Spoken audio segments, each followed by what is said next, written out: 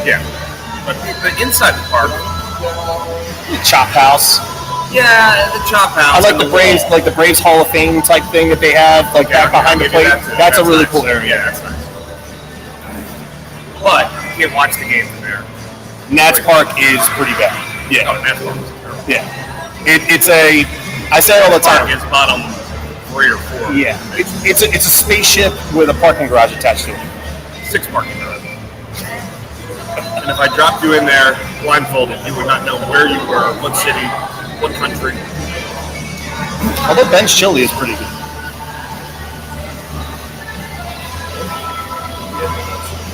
Oh, dude, FedEx Field's the worst stadium in the world. Oh my God. Dude, you got to do the bus trip with us. Dan Snyder's the best player in school. Oh. Yeah, if you're in his division. I'm not doing Arizona. My plan for that weekend is if the Phillies are in Milwaukee or St. Louis, I will be there. I will be there. I think it's Alabama, Tennessee on October 15th. Right? That's MLS. It's MLS. Yeah. So, I mean, obviously, I'll have to keep it low. I'll have a good weekend for Marcus. No doubt.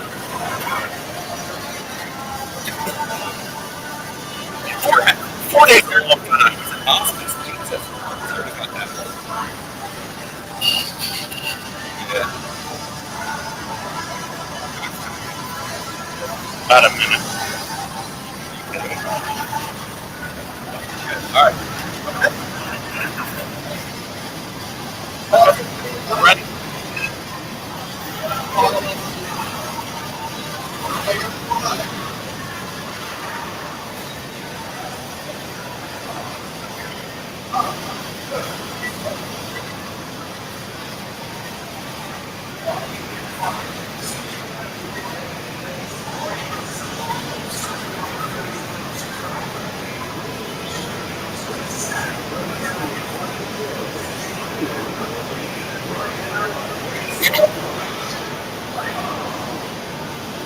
Good morning, Philadelphia, and welcome into Bud Light Baseball Brunch, powered by Green Legion Radio 102.5 Fox Sports The Gambler in Philadelphia. Simply download that iHeartRadio app. You can listen to us anywhere, crystal clear, worldwide, as we take you in from Xfinity Live here in South Philadelphia for Phillies Nationals this afternoon at 1:35. As the Phillies look to break out the BRUNCH yet again this Sunday. This is becoming more and more of a habit that I can get used to.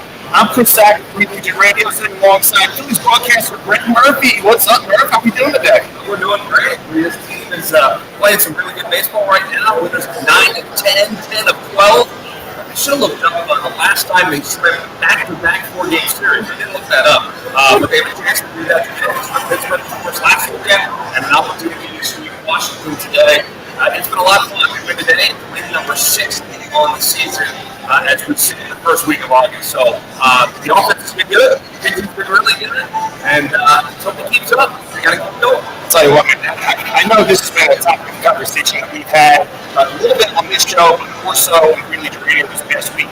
And if you look at it, if you take Buck Showalter out of the equation in the National League, Rob Thompson is your National League Manager of the Year. As of right now, he's only been managing for the last couple months. But what he has done, coinciding with this turnaround the Phillies have had since the firing of Joe Girardi, it's pretty incredible. This team is loose. This team is free. They're playing with a lot of fun. And I know we're going to talk a little bit about Nick Castellanos later on in the segment, right towards the beginning of the second segment. But that home run that he hit in Atlanta the other day, the 2-run shot that put them ahead in the 8th inning, and you saw the reaction of the players standing on top of the railing, going crazy, going nuts. That's excitement that the Phillies haven't shown for me in years. Yeah, it was awesome to see. It shows you that this team is 100% behind Nick Castellanos. He's a very popular guy inside that clubhouse. And I said it that night, and I still believe this. That will go down as the most important win of the summer. Because that win in Atlanta kind of, you split the series because you have that for a really bad game the night before, and you end up losing it 1-1, which is totally fine. It happened late. It happened against the pitcher. It was not such an important swing of the bat.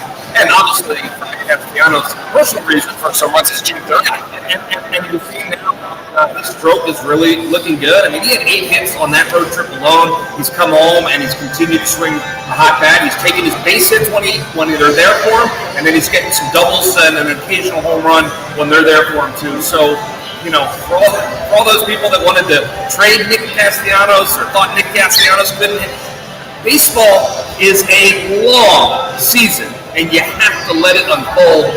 And Nick Castellanos has 2 more months to kind of turn things around. And if he is hot in the second half of the season, he can help carry this team deep into a postseason run. So it was great. At this moment, I would say the best win of the summer. No doubt about it. And listen, we're brought to you by our friends from State Farm in this first segment. Just as your local State Farm agent combines good neighbor service with surprisingly great rates, you can combine your home and auto, and guess what you'll get? That's right, good neighbor service with surprisingly great rates. In fact, State Farm agent Dave Abuso is your go-to agent for the service you deserve at the price you want. So try combining home and auto today. State Farm agent Dave Abuso will help you mix and match things perfectly. Call 856-740-5012 for your surprisingly great rates. That's 856-740-5012. Like a good neighbor, State Farm is there. Individual premiums will vary by customer. All applicants subject to State Farm underwriting requirements. As the fans continue to spill in here, we're going to be celebrating the 1980 World Series champions today. I wasn't alive for it, Murph. I know you were. Not to throw you under the bus with your age or anything, but I know we've talked about in recent weeks how much that team was a big reason why you fell in love with baseball in the first place. Yeah, no doubt about it. 9 years old when the Phillies won in 1980, and I remember that season very well. For a 9-year-old kid who was just really learning baseball at that time. That's me in '93. Yeah. I was 7. That was my team. And you go back and you look at some of the box scores. Last year on our podcast, we relived the '80 season with Larry Boa.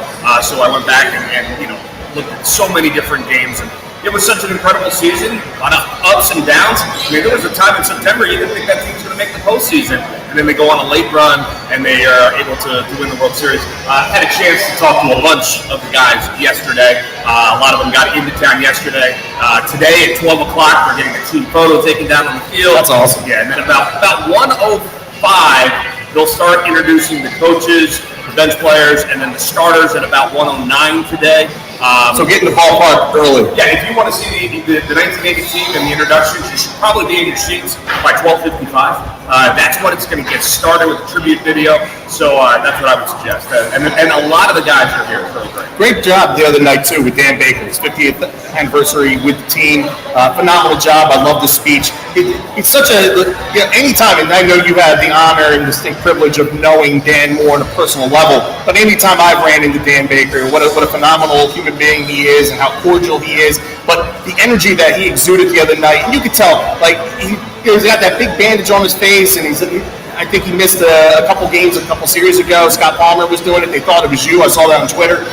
But, what a great guy he is. And I know his goals, his future goals, is 2026. He wants to do the All-Star game. Yes. And he's looking at 60 years. He wants to poo-poo 50. Well, he wants to get to 60. 60 would be the record in Major League Baseball. 59 is the record. The Cubs announcers who started in 1913. 1974 was his last year. Yeah, I saw that too. Pat Piper is his name. And then, of course, Bob Shepard up there in New York did 57 years, I believe. The voice of God. Yes. So Dan Baker has a very good opportunity to be the all-timer by the time it's all said and done, which would be awesome. I got a chance to talk to a couple of our players about Dan Baker for the pregame show, Reese Hoskins, Aaron Nola, and it was so interesting to listen to them talk about what he means and what that voice means for them as they come out on the field and they do their introductions and they stand there for the national anthem and even when they come to the plate. And then of course during the game they had all kinds of tributes from all kinds of former players for Dan as well. So it was a great night. The Phillies always do these kinds of things. They do. Right. And nobody deserves it better than Dan and his wife Kathy, who was there. She's been with them every step of the way. That's how they met. Yeah, so deservedly so. She was honored as well as part of that, and their family was there. So it was an awesome night Friday night. It was an awesome night Saturday night as we are on Reed, taking pride, and it's going to be a lot of fun with that. And those two events and those two nights were followed up by Phillies wins Yes. Let's get another one today for sure. But let's give away 2 tickets here I'm dubbing this the return of Bryce Harper. I'm advertising this on my own. Okay? This is not official. This is not official from the Phillies. This is just me putting it out there. Okay? 2 tickets to Phillies Mets Friday, August 19th at 7:05 p.m. It just fits perfectly. They're going to be coming back off the road. Dave Dombrowski said they were hopeful 2 to 3 weeks earlier this week when they asked him. And Bryce looks great. It was a good experience. He was in the broadcast booth on Thursday night with Truck and Tom McCarthy. So in order to win, you must answer in the comments section on the Green Legion Radio YouTube channel, the Green Legion Facebook page, or our Twitter handle @Green Legion. Give us a great pair or duo. Can be people, any walk of life. Any walk of life.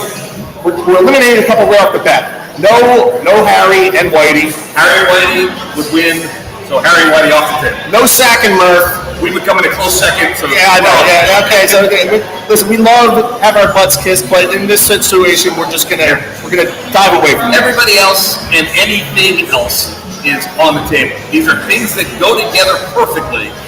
Like lamb and tuna fish. It was spaghetti and meatball. Spaghetti and meatball. See, we're eliminating those 2 while we're here. Yeah. Anybody that's watched Big Daddy for sure. So why don't you give me one of your 5? All right, I'll give you one of my 5. And I went all over the place. All right, so I don't really have an order yet, so I'll just pick one and say, all right, so I said something that goes perfectly together, and I have a new appreciation for it this year, probably more so than any other time in my life. Baseball and the radio. That connection. Baseball and sitting at the beach or in your car, it's a different way of consuming baseball. And as radio announcers, we need to understand that. You paint the picture. Yeah, not only that, but we also know that you're not going to be with us for 9 innings, but you might be with us for 2 and then jump back in for another 2 later on. It's a different way of broadcasting the game. However, I think it's a very comforting way to listen to baseball. And of course, we have one of the best, Scott Kransky, that we get to listen to every day. He just can't catch. He can't catch. He can't catch. It's really, it's not part of his job description. We'll kill him for that. But baseball and the radio, 2 things that go perfectly together. That's one of my 5. Let's eliminate Kransky and LA too. Yeah. Okay. Let's take them off there. For me, I'm a big Batman guy. So for me, Batman and Robin. Okay. All right, that's pretty simple. Yeah, iconic. Yeah, clear cut and crystal. Batman and Robin, we'll take that off. And Slash, what do you have? Throw my mic on here. Let's go Jack and Coke. Oh, that's a good one. That's a good one. That is a good one. As a woman sweating. I know. If I ask Jansen will probably say, him and the Goo Goo Dolls singing Iris. They're close. Yeah, no, Jack and Coke. I like that one. Jack and Coke. Yeah, this would be Creed and Anton show. All right, let's get out of the box right now. Let's start talking some Phillies baseball. I know we're talking about what's been going on with the team as far as on field celebrations this week. But let's talk about the team on the field. Since our last show last Sunday when you were in Pittsburgh, Phillies have gone 5-1. They've won 9 in their last 10. Their season high 11 games over 500. Feels fantastic to say that. Their only loss was the bullpen game in Atlanta on Tuesday night. Sole possession now of the 3rd wild card because Milwaukee has fallen back and St. Louis has now taken over the NL Central lead.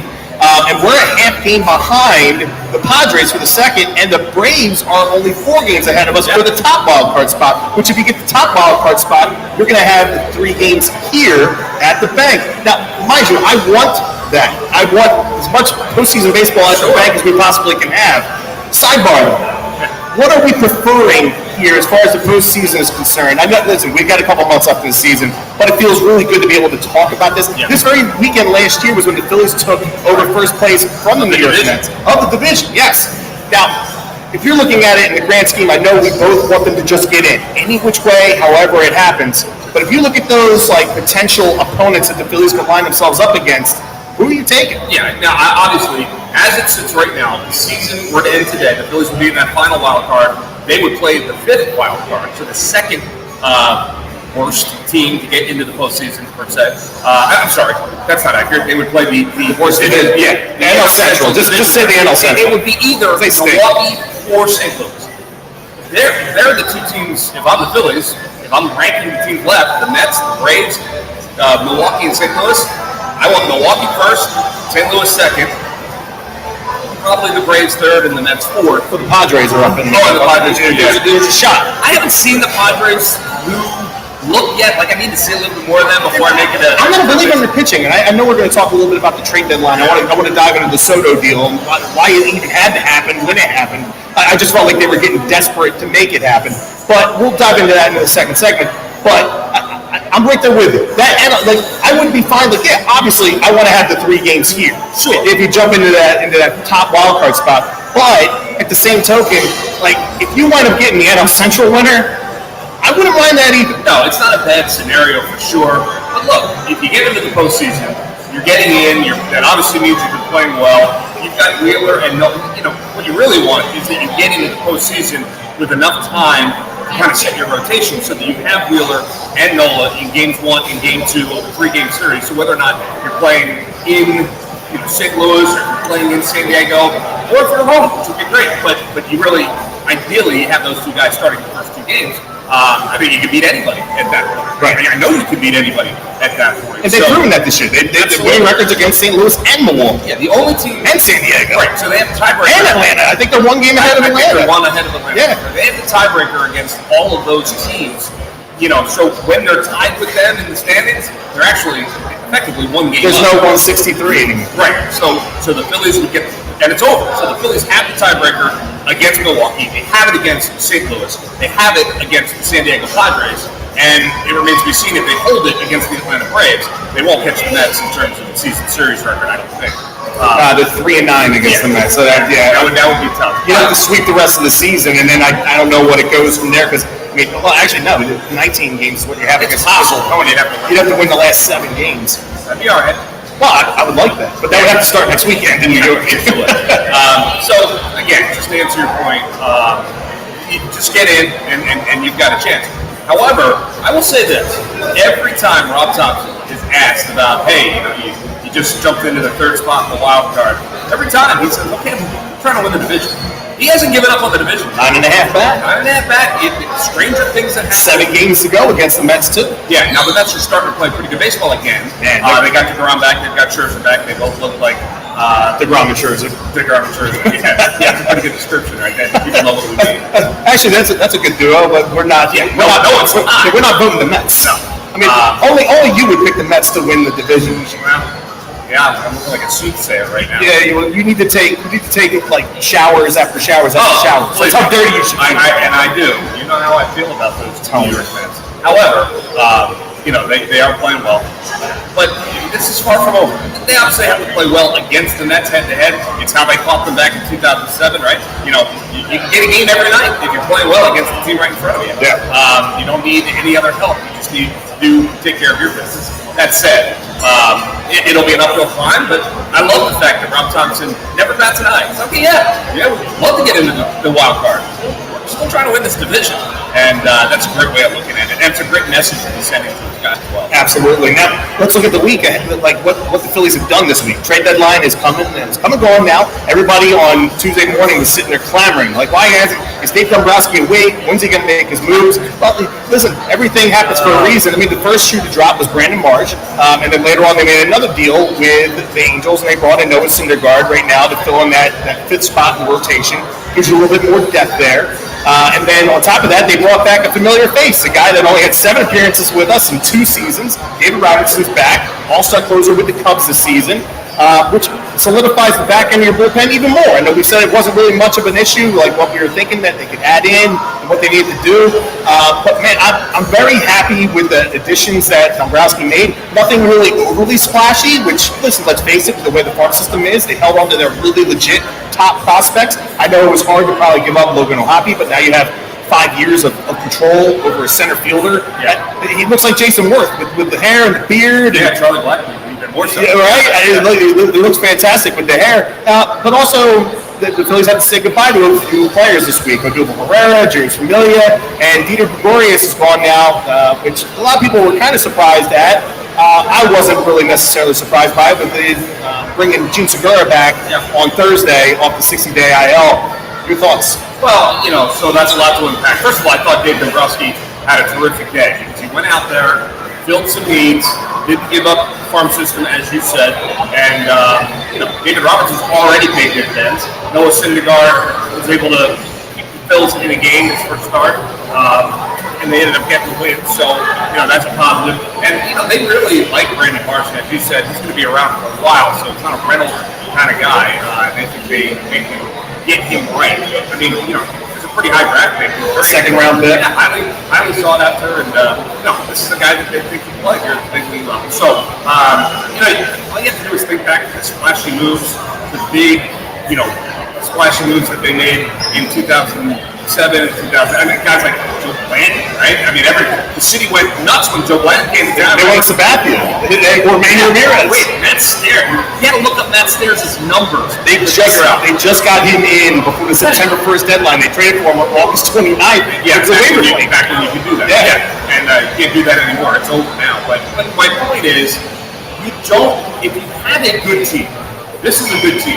Tell me where you can add an upgrade that you're not subtracting someone that's just as good or better, right? They didn't have a whole lot of spots. The few spots they did, went out and made minor upgrades at those spots. And that's what you want your president of baseball operations, your general manager to do at those times.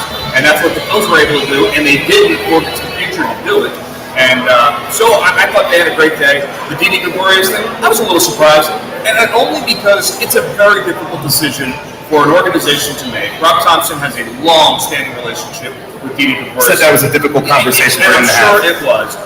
But at the end of the day, it was the right call. Didi was not playing well enough to deserve to keep that spot when Gene comes back, and now McMahon's up. Yeah, I love the energy. So, look, it's a tough decision, but those are the decisions you have to make at this time of the year. Didi will be remembered as a guy that was a good player and a good part of his team. He was a great guy. His teammates loved him, but this is a business, and this team is trying to get into the postseason. I thought this was the best way to make the team better. Now, I know you hate being dirty. You hate feeling dirty when you talk about the New York Mets. You know who hates dirty windows? Premier Window. Their window cleaning is the leading window cleaning company. Philadelphia and the surrounding areas. Over 30 years experience. They offer commercial and residential window cleaning, pressure washing, parking garage cleaning, graffiti removal, post-construction cleaning. Every employee is trained, certified, and goes through an extensive background check. At Premier Window Cleaning, your satisfaction level needs to be 100%, as no job is complete until you're happy. With clients like Lincoln Financial Field, Comcast, Chop Roberts, and the University of Pennsylvania, you cannot go wrong. For more information and a full list of services, give them a call, 267-534-5198. That's 267-534-5198. Or head to their website, WeHateDirtyWindows.com. That's WeHateDirtyWindows.com. We have more Phillies talk coming up in the second segment, and we're going to dive into the other moves made in Major League Baseball trade deadline this week, right here on Bud Light Baseball Brunch on 102.5 Fox Sports The Gambler. We'll be right back after these messages.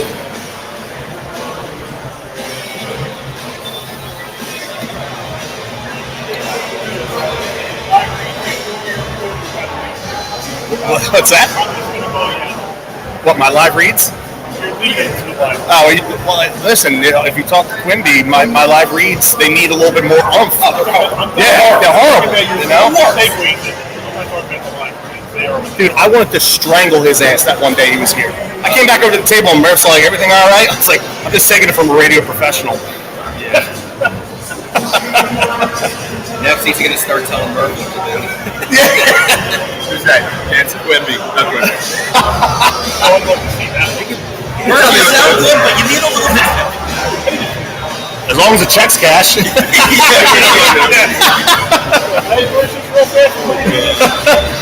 Hold on 1 second. Let me mobile deposit this check real quick. I texted Zach yesterday. It was like, fingers crossed.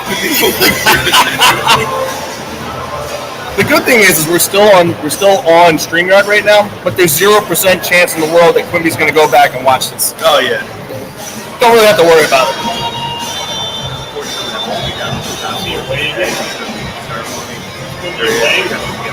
Where's he at? Columbia?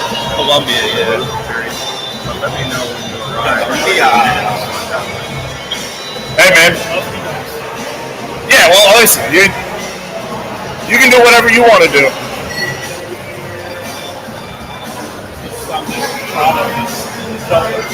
What's that?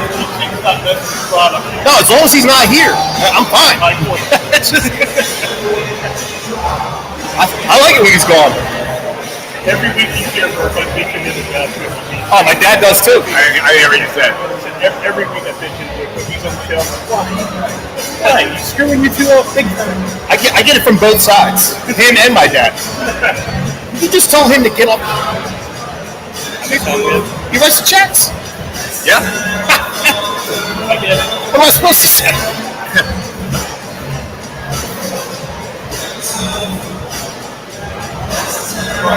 It's a fantastic line right there. What do you say? He's playing our promo. Talking about that's you? I didn't know my voice was so silky smooth on the radio like that. Oh, baby. Baseball, the ladies. Here comes Rocky. I was watching Rocky 2 last night. It was on TV. It's too hot for that. Too hot for that today. 30 seconds. I've been wearing a jersey to the ballpark all season except for opening day. It's too hot for a jersey. It is that. I have 20 jerseys. Yeah. Not good. I'll wear the t-shirt.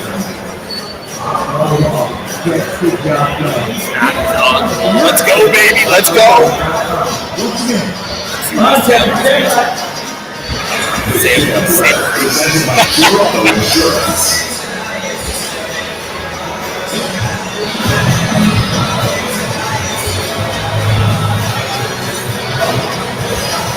All right, welcome back. Second segment here on this beautiful Sunday.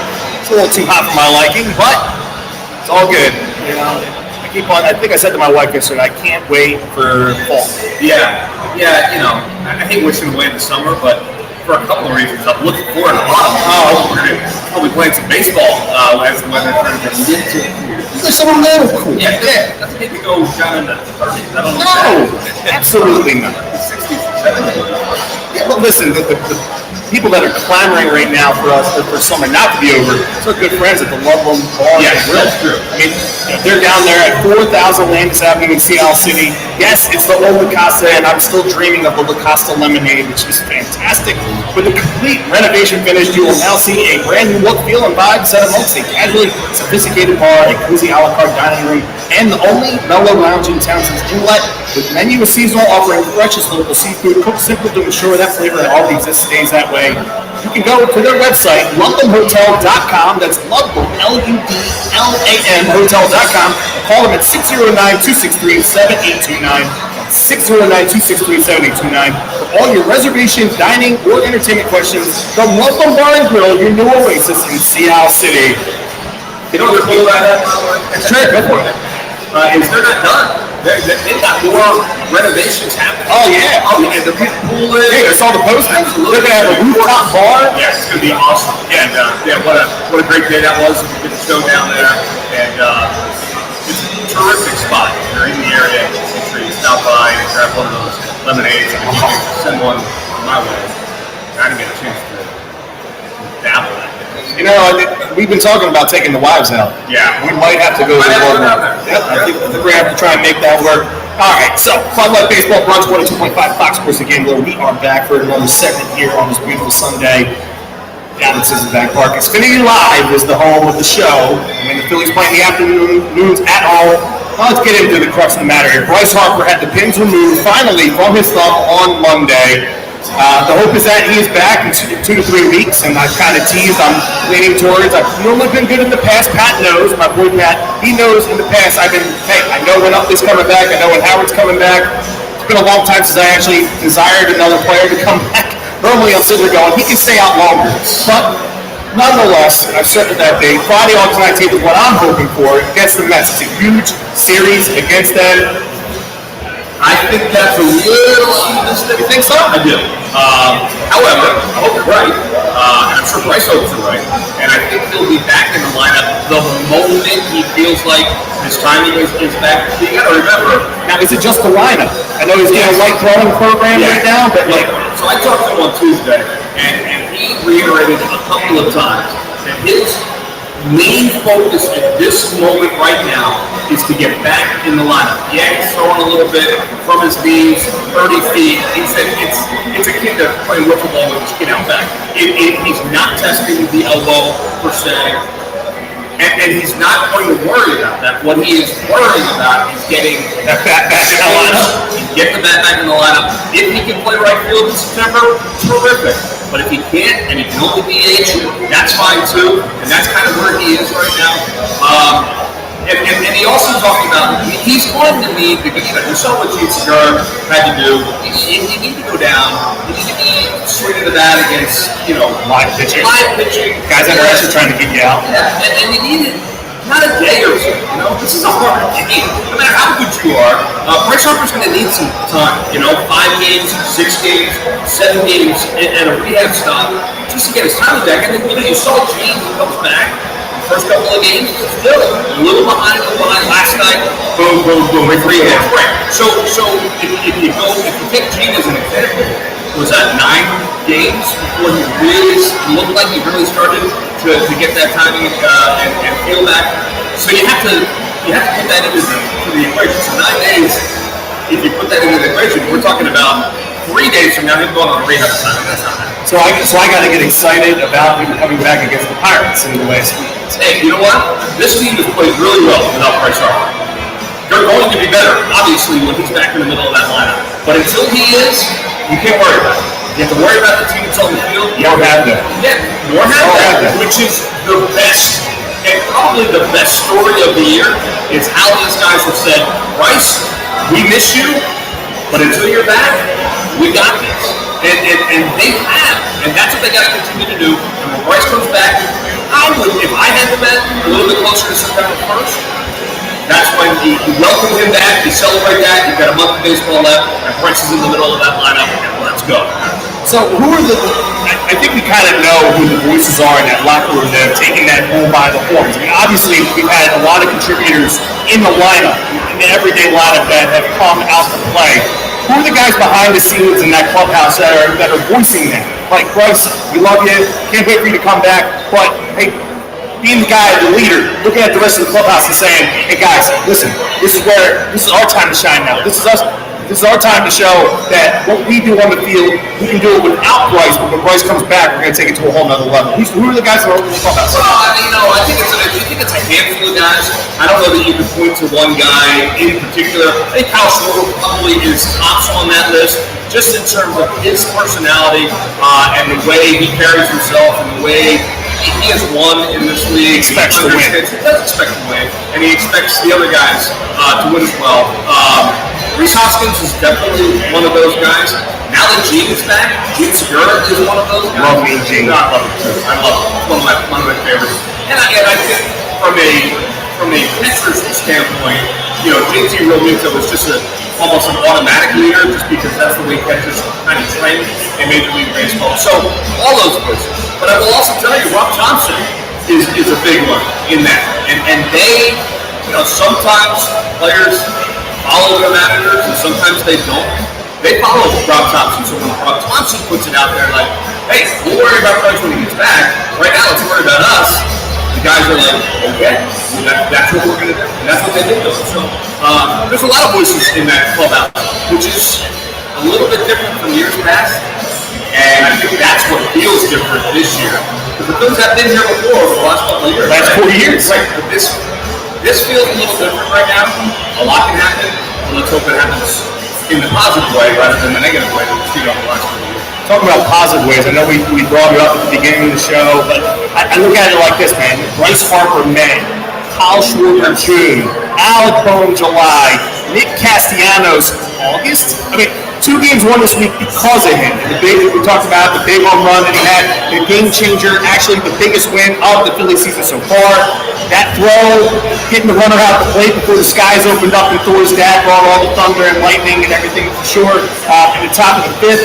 And I'm going to say this. I know we talked about this on last week's show, but I'm going to give full credit to Stone Cold Jim Salisbury, because since that moment in time, that beat in the clubhouse a couple weeks ago, he's hitting .360, 18 hits, 2 doubles, 2 homers, 9 runs scored, 8 RBI, 13 games played. And August is the month where he has the most runs scored in his career, triples, home runs, RBI, and best slugging percentage at OPS. Nick Castellanos, it's time to shine, baby. Yeah, and here's what I'll say about that. I love Jim Salisbury, one of my favorite people on the planet. I give him no credit whatsoever, and I give all of the credit to Nick Castellanos, who has continued to be one of the hardest working guys on this team. When the Phillies signed Nick Castellanos, when they signed the free agents in the offseason, I like Kyle Schwarber signing, and I love him serious. He's an awesome dude, and obviously he's honest. But when they signed Nick Castellanos, I was running around my house because I said they just signed one of the best short hitters in baseball. Absolutely. We did not see that for a good part of this season. We are starting to see it now. If you have followed Nick Castellanos' career, the guy can flat out hit, and often it's cliche, you hear it all the time. Oftentimes, in 162 games, guys end up being what they are on the back of their baseball card. Yes. Nick ends up being what's on the back of his baseball card. He's going to net right around 300. He's going to have 30 doubles, and that means he's going to have a monster August and September.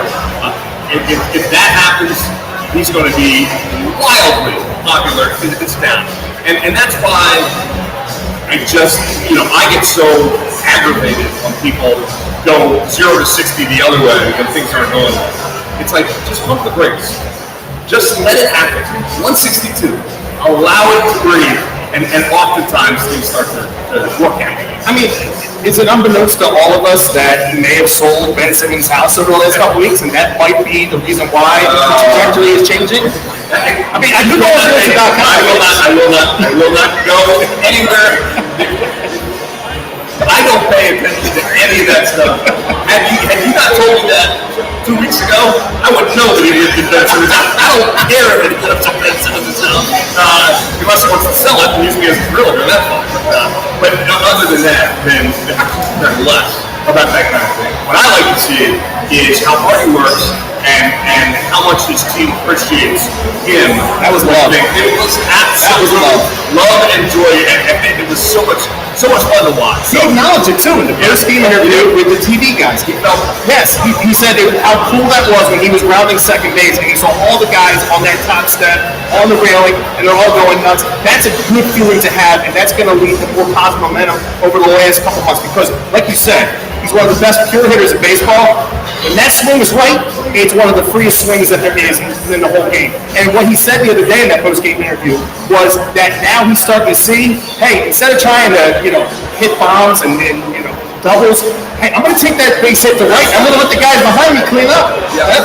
Drive me in. I'll be the one on base and you drive me in. Yeah, and when he does that, when he's 0-2 and there's a slider on the outside corner and he just reaches out and is able to poke it to the right field, first of all, it's demoralizing for the pitcher. That's where they were getting him out for those parts. Yeah. So now he's kind of dialed back a little bit and he's staying on those baseballs. But that's when now they all of a sudden they're like, all right, keep getting out there. Now we got to come in, and then boom, he turns on one and hits a home. That's adjustments in Major League Baseball, and he's starting to really make those. Take what they give you, and then boom, hit the mistakes. And that's what we're seeing out of Nick Castellanos right now. Right? Before I ask you about the Juan Soto situation and him being traded to San Diego, just a couple quick updates. I know Zach Eflin was transferred over to the 60-day IL, and when can we expect to see Sam Coonrod return to the Major League roster? I don't have much information on Sam Coonrod. His velocity was down in AAA last week, and they kind of called it a little bit of a dead arm period. So he's continuing to work down there and try to get back. That normally takes 7 to 10 days to start working back if it is indeed a dead arm. There's no structural damage. They're not worried about an injury. They just think, here he is, a guy that hasn't pitched in a while. So the velocity was there right after the injury, and then it went away. So they're waiting on him. Zach Eflin, he is available to come back August 25th. The first day that he could come back and join this roster. He pitched an up and down on Friday, which basically means he went out to the bullpen, he pitched, got 3 outs, sat down, waited a little bit, got back up, pitched again. Kind of like a simulated game. Sort of like a simulated game. And so he was able to do that. After that game, after that up and down, he did say it was a little bit slow. But the next day, he said he felt really good. So that's a good sign. So that was yesterday. It's very much in the reevaluation process. And we can't see him until August 25th, so they're going to take a slow. Okay. All right, so Juan Soto. There was a lot of trades done at the Major League Baseball trade deadline on Tuesday. I understand a bit of the urgency that the Nationals had as far as wanting to move him. I just don't believe it was the right time and the right situation. I mean, like, if you would have waited until the winter meetings after the season's over, you might have more desperate teams that are willing to give you more than what they wound up getting. I mean, part of that deal all along was taking on the contract with money from Eric Hosmer, who proved that. He's like, I'm not. I mean, No, thank you. I don't blame him for that. I mean, he went to another last place team in Boston. Yeah, but a little bit of a different culture. And at least they're somewhat relevant. I mean, they're still within shouting distance of the town. And in the next couple of years, they're going to be relevant as well. Right. Nationals, most likely not. The worst team in baseball.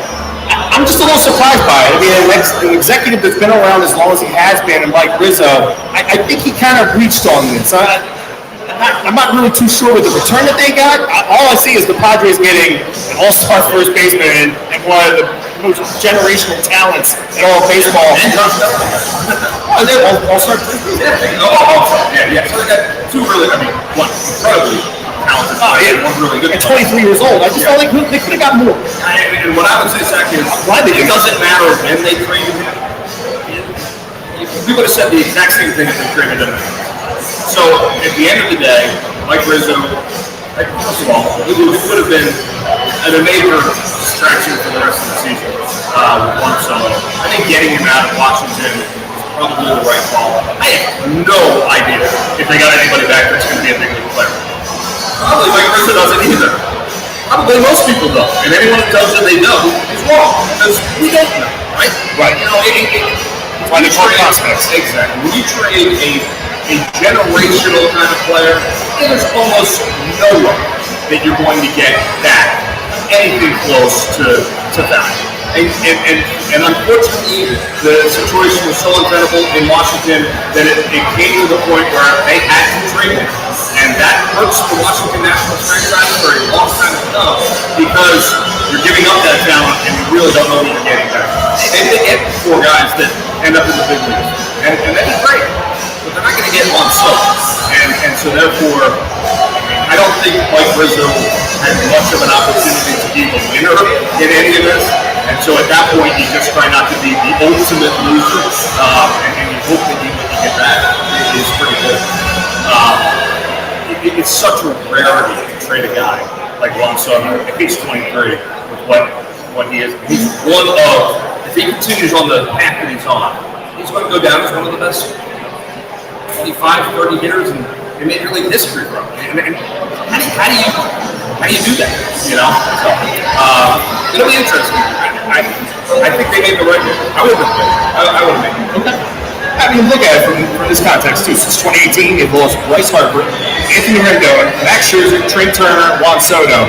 And again, we've talked about this. I want to know how much of that money that they offered to Soto was deferred until he was 65, like they tried doing with Bryce Harper. And when they thanked him on Twitter the other day, they said, "Thank you, Juan." They had pictures on there, which I had to comment. You know, I'm guessing the rest of this thank you is being deferred until he turns 65.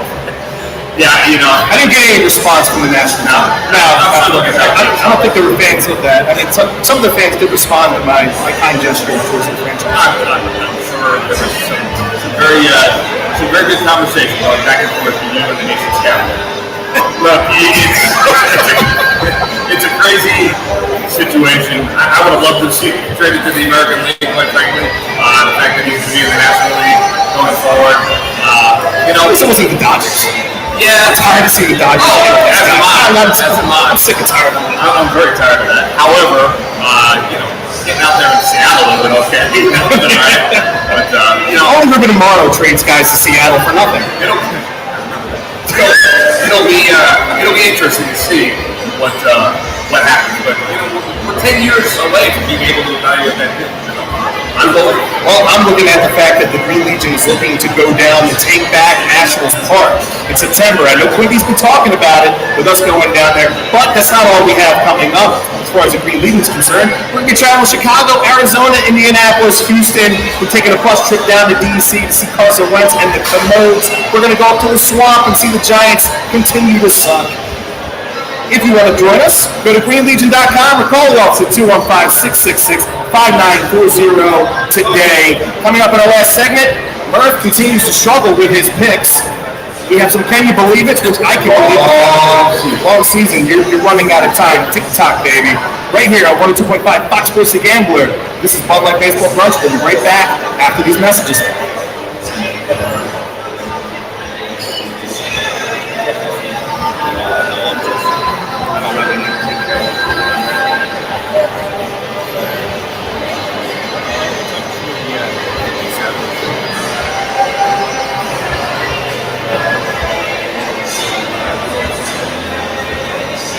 Seriously, it's a nice crowd right there.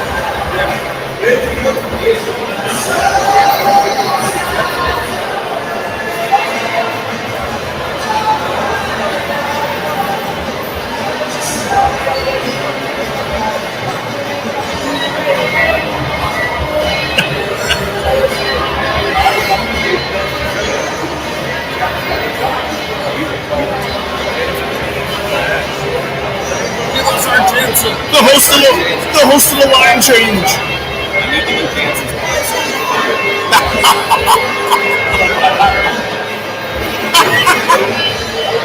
Johnny Mush. Johnny Mush.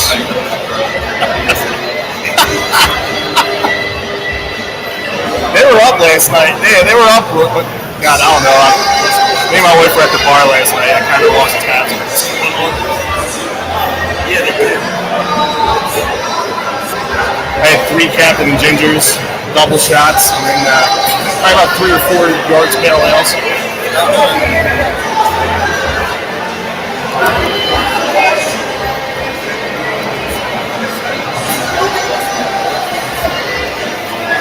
Oh no, he mushed the union. This line is too good not to take it.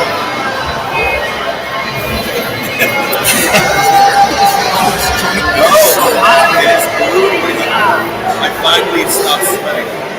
Yeah, it could be worse. We could have been outside like we were last season. But honestly, I probably would have passed out. I would have been I'm hot in here. Kyle, you gotta be more modest. I'm so hot.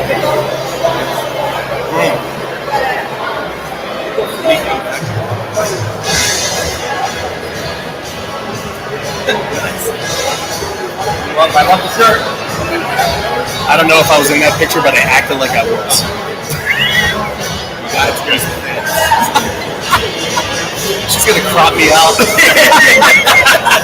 What's this guy doing in my picture of Murph? This is Bud Light Baseball Murph. What's that?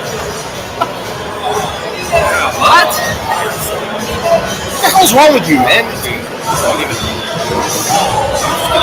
I know what that is. Hey, what's up, this? Yeah.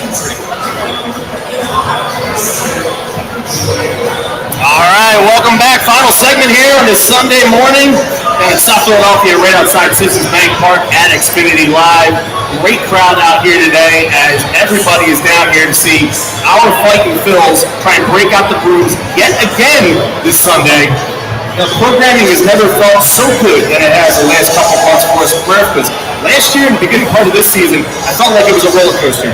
One week we're ripping the team, well, I'm ripping the team, and then the very next week we're praising the team. And this season, we've had a really good stretch here.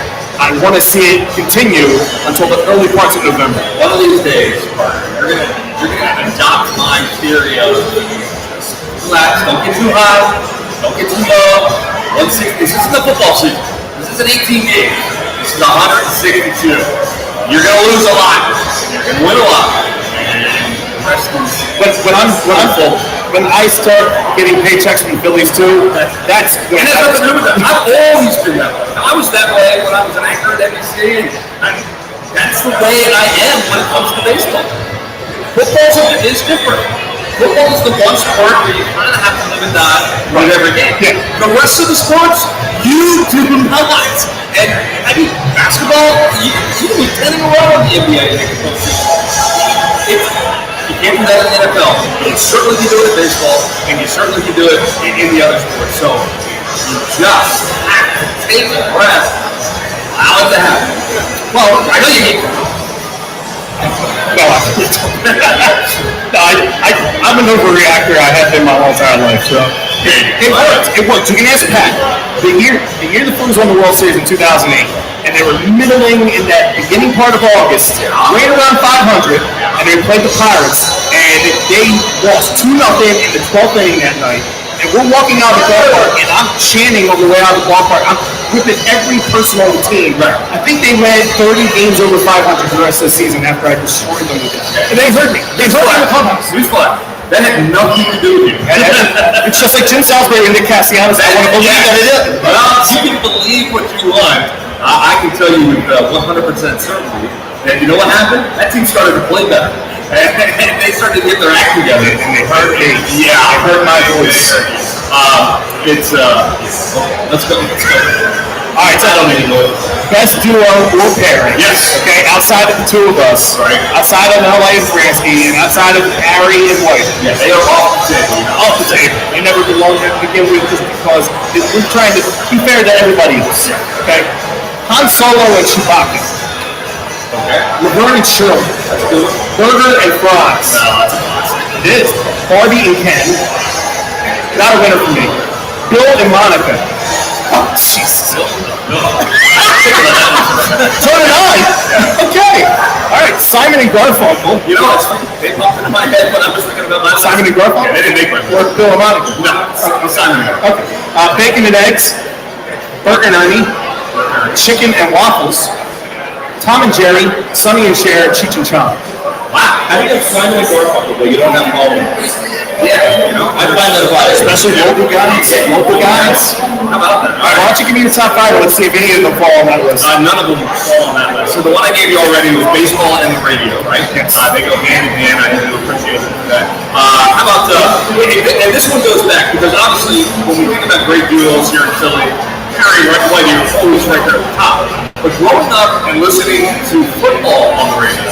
Now I'm 50, so growing up and I'm looking around the crowd. I'm 50. Okay. Looking around the crowd, there are others who will remember that. Almost 51. Merle Reese and Stan Walters together calling Eagles football was my formative years of becoming an Eagles fan, and they were so good together. Now I love Mike Quick, and I love Mike Quick as a person, and I love Mike Quick as a broadcaster.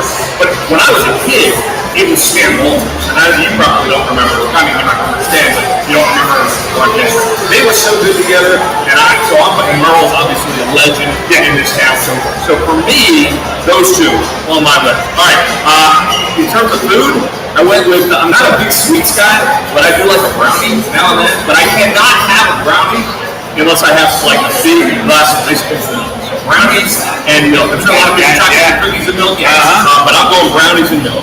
An ice cold beer and an autumn bonfire out in the backyard. Speaking my language. There's nothing better than that feeling, that smell, that light hoodie. Yeah. Maybe you're listening to baseball on the radio at that point. I'm listening to you guys. I hope you are. Fun in that round table. I hope you are. Okay, and then I said baseball on the radio. And finally, this is kind of an odd one, but it's kind of an homage to the 1988 World Series team because there's a connection there. And also kind of a way that I like to go about my everyday business in my life. Tucker Girl, obviously only 80 feet. His son Timber Girl, one of my favorite songs of all time, Humble and Kind. Those two qualities in a person together, I think are two of the best qualities that you can have. To be humble and kind, so I put them together, and that's number 5. I like that. So what are we going to go with? Where are you leaning? You're going to have to quickly go through that again. Han Solo and Chewbacca, you're not a Star Wars guy. Laverne and Shirley, Burger and Fries, Barbie and Ken, Bill and Monica, which I'm kind of leaning on. Simon and Garfunkel, Bacon and Eggs, Bert and Ernie, Chicken and Waffles, Tom and Jerry, Sonny and Cher, Cheech and Chong. Alright, I love Bert and Ernie, but I'm going burgers and fries. Burgers and Fries. All right, I'm going Bill and Monica. Slash, break the tie. I gotta go Bill and Monica. Yes! Yes! Because the first time all season someone is seriously I go Humble and Kind, and you guys go Bill and Monica? This is pretty easy rating. Yes, we had to go off the rails. All right, Sam, let me know who Bill and Monica is. At least I know that person exists somewhere along the line. So Bill and Monica, congratulations. You know what I'm not going to say is congratulations on the fact that you went 1 and 2 last week with 1 point. You're now 18 and 24 in the season with 23 points. I went 3-0. 5-point week, 23-19, 32 points. Running away with this thing right now, so you got some ground to make up. So give me your first pick for this week. That's what you said about the Braves and the Mets in the division. So we'll see what happens when it's all said and done. That said, you get what you pay for. This is why I don't bet. We're gonna try and dime you out here because you picked the Mets to win the division after the first week of the season. You switched your pick. You were going Braves. Yeah. You let me. So all right, here we go. Congratulations to Ashton Meter, by the way. That's fantastic. There you go. All right, Braves and Mets. That's where I'm going today. Over/under is 7. You have Strider and DeGrom. You talk about a pitching matchup that you think to yourself, all right, nobody's going to get a base hit in this game. So when I see that, I think over. I think it goes the other way. It's only 7, so I'm going over 7 in the Mets and the Braves. And DeGrom's probably only going to go about 5 or 6. Right. So I'm going to stick with that game too. But I took the Braves plus 125. And that's my dog pick this week. They've lost 3 of the first 4 in that series to the Mets. I don't see them losing 4 or 5. Yeah. And I just think they're going to get the power of the mustache from Strider today. He's so good. Yeah, He's so good. I think he gets them back on the rails this afternoon. Are they playing tonight? 4 o'clock. 4 o'clock? Okay, so I'm taking the Braves. Second pick. All right, Mariners and Angels are out there in Seattle. The Angels bounced back. They win the series today. They lost last night. I think they win today. They're the favorites at minus 160. So I'll take them as my favorite today. Seattle over the Angels. Now maybe Angels will do the 2 games. My favorite is the Orioles, minus 175. They've won their last 5 in a row. They have Pirates at home. 5 in a row since trading Trey Mancini. No, I'm going to take them to sweep the Pirates today. Your last pick. All right, Blue Jays and Twins. Let's say hockey now. Yeah, no. Blue Jays and Twins. Boston and Archer in this one. A great pitching matchup. 2 guys that are pretty good this year. Twins are the underdogs at 140. Twins are a good team. They certainly could win this game. I don't know if they will, but I'll take them as the underdog. Plus 140, and right, that's my underdog. All right, my last pick is White Sox Rangers over 8.5 runs today in Texas. It's a plus 100. Giolito, been disappointing this year. Your AL Cy Young win. Spencer Howard, Stan Stump. They're going over 8.5 today down in Texas. Can you believe it?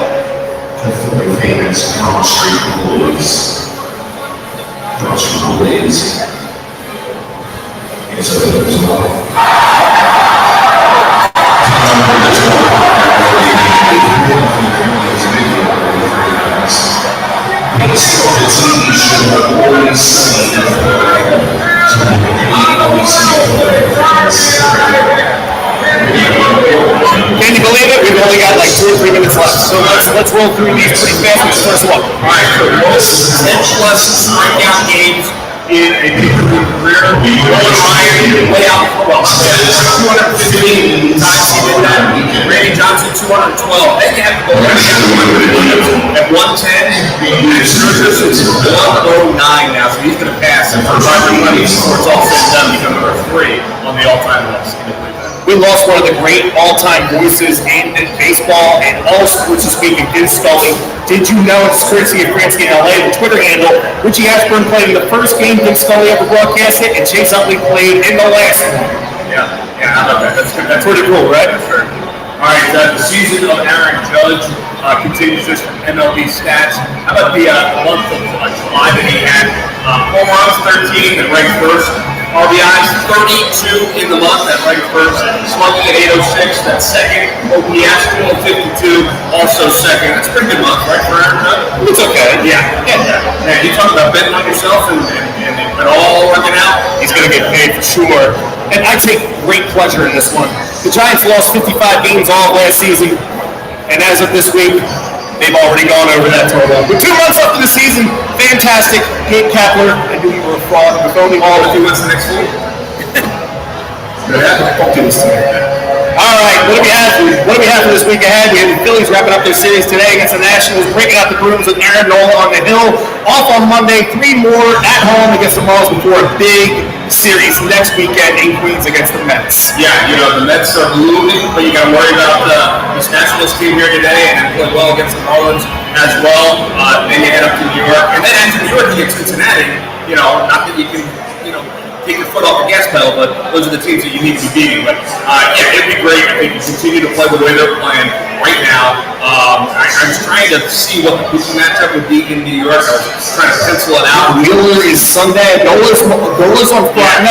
Nola's on Saturday. Rangers on Friday, and Wheeler pitches Tuesday. He's pitching on Sunday. As of now, I mean that's not official, obviously, but as of now, I think that's the way it will play out. So the way I was looking at it, because I think DeGrom is in game 1. DeGrom versus Nola, from what I saw on Saturday. The way I looked at it was advantage Mets game 1, kind of a push game 2, advantage Phillies game 3, which is exactly the way it should be when you head up there every year. So we'll wait and see what that should be like. Yep, you know what was a lot of fun today's show. We're also proud out here at Xfinity Live. Again, you guys want to listen to us, we're on from 11 to noon every Sunday on 102.5 Fox Sports The Gambler, or download the iHeartRadio app. You can listen to us anywhere, crystal clear worldwide. Partner, I'll see you next week in Citi Field next Sunday. We'll be online together. And like a 3-1 pitch to Ryan Howard, we are out of here, baby. For Greg Murphy, / John Jansen, Sam Brady, I'm Chris Sack. Everybody enjoy the rest of your Sunday. Let's go Phillies. Break out the Bruins. Thanks, Jansen. Appreciate you, buddy. Johnny Mush.